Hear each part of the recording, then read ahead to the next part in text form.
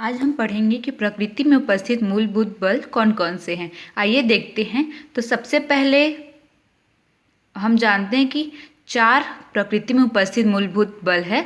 तो आइए, सबसे पहला है गुरुत्वीय बल, देन उसके बाद है विद्युत चुंबकीय बल, फिर प्रबल नाभिकीय बल, क्षीण नाभिकीय बल। तो अब हम इस वीडियो में गुरुत्वीय बल के बारे में पढ़ेंगे, उसकी डिफिनीशंस को जानेंगे और उसकी विशेषताएं कौन कौन सी, उसमें कौन कौन सी प्रॉपर्टीज़ होती हैं उसके बारे में हम पढ़ते हैं। तो चलिए स्टार्ट करते हैं गुरुत्वीय बल के बारे में। तो देखते हैं कि प्रकृति में विभिन्न पिंडों के मध्य में कार्य करने वाला बल गुरुत्वीय बल कहलाता है।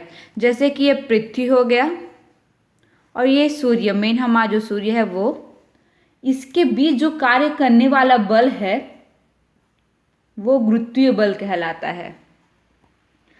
तो आप, आशा करती हूँ कि आप समझ गए होंगे कि बेसिक हम जब गुरुत्वीय बल का डिफिनेशन आएगा तो हम क्या लिखेंगे कि प्रकृति में विभिन्न पिंडों के मध्य कार्य करने वाला बल गुरुत्वीय बल कहलाता है। जैसे कि सूर्य और जो सभी ग्रह होते हैं, यहाँ पर मैंने अर्थ ले लिया और ये सन हो गया, तो इसके बीच में जो बल लगता है वो गुरुत्वीय बल कहलाता है। तो आइए अब इसकी विशेषताएं देख लेते हैं कि क्या क्या होता है। तो इस पहली विशेषता यह है कि यह बल व्युत्क्रम वर्ग के नियम का पालन करता है।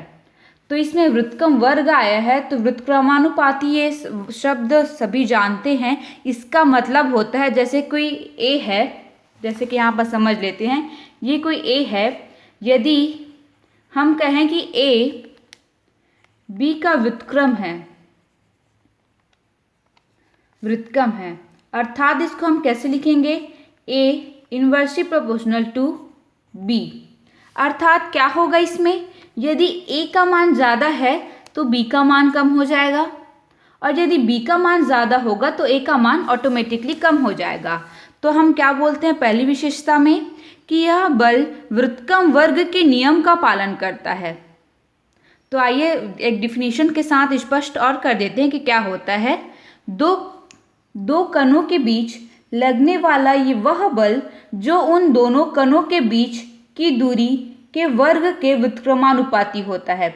माना कि ये दो कोई कण है, जैसे कि सामने डिफिनेशन में लिखा है कि कोई दो कण, तो मान लेती हूँ ए और बी दो कण हैं जिनके बीच की दूरी r है। तो इन दोनों कणों के बीच में जो बल लगेगा वो इन दोनों कणों के बीच की दूरी के वर्ग के व्युत्क्रमानुपाती होगा। आशा करती हूँ कि ये वाला जो पॉइंट है वो आपको समझ में आ गया होगा। अब देखते हैं कि नेक्स्ट पॉइंट कौन सा है। अब दूसरा पॉइंट ये है कि यह बल सदैव आकर्षण बल होता है। ये बात तो समझ में आ गई होगी आसानी से। फिर अब देखते हैं तीसरी लाइन कौन सी है। इस बल की परास अर्थात जो रेंज होता है या फिर जो दूरी होती है बहुत अधिक होती है, मतलब कि ये बल बहुत अधिक रेंज तक रहता है। ठीक, अब इसके बाद देखते हैं कि यह केंद्रीय बल है। तो नाम से इष्ट है, जो सेंटर की ओर होता है वो केंद्रीय बल ये होता है। जैसे कि ये कोई गोल घेरा है, यहाँ पर कोई कण गति कर रहा है, तो यहाँ पर सेंटर, ये कोई गोला मान लो, परफेक्ट बना नहीं है लेकिन इसे मान लेते हैं कि गोला है। फिर यहाँ पर जो पॉइंट है ये केंद्र हो गया, तो ये केंद्र की ओर जो बल लगता है उसे केंद्रीय बल कहते हैं। तो गुरुत्वीय बल हमारा कौन सा होता है, केंद्रीय बल होता है। अब आइए कि डिफिनेशन से देख लेते हैं कि क्या कहा जा रहा है। किसी कण पर लगने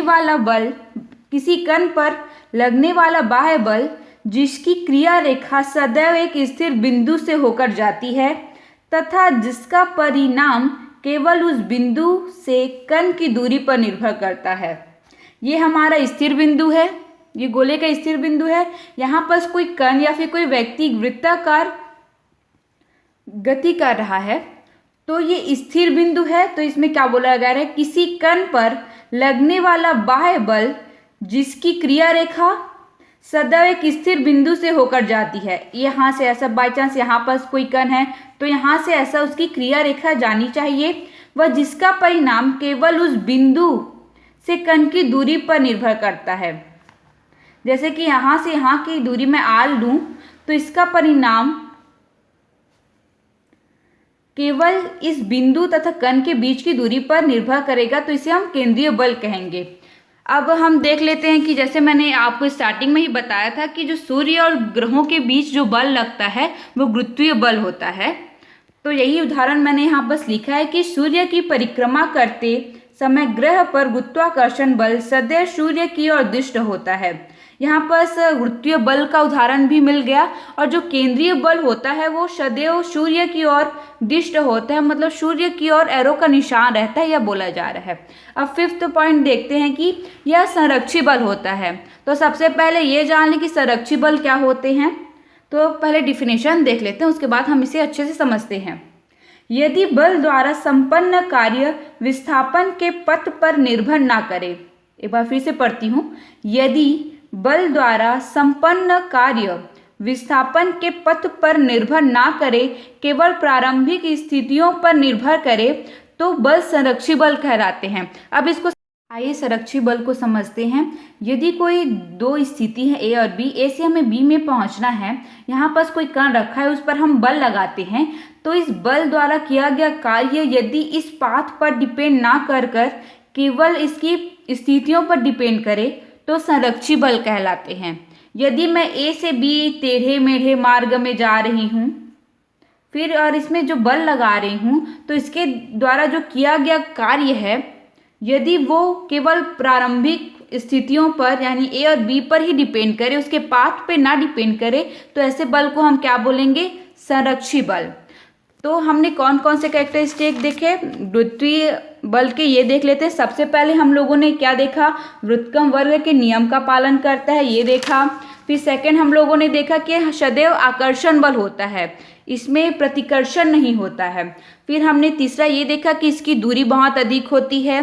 फिर चौथा हम लोगों ने ये देखा कि केंद्रीय बल होता है, ये हमारा क्या होता है? केंद्रीय बल होता है। और हमने पांचवा क्या देखा? यह संरक्षी बल होता है। तो ये वीडियो पसंद आए तो लाइक शेयर और सब्सक्राइब जरूर करें। फिर इसके बाद हम नेक्स्ट वीडियो में विद्युत चुंबकीय बल के बारे में चर्चा करेंगे। थैंक्स। वीडियो पसंद आए तो लाइक शेयर और सब्सक्राइब जरूर करें। फिर इसके बाद हम नेक्स्ट वीडियो में विद्युत चुंबकीय बल के बारे में चर्चा करेंगे। थैंक्स।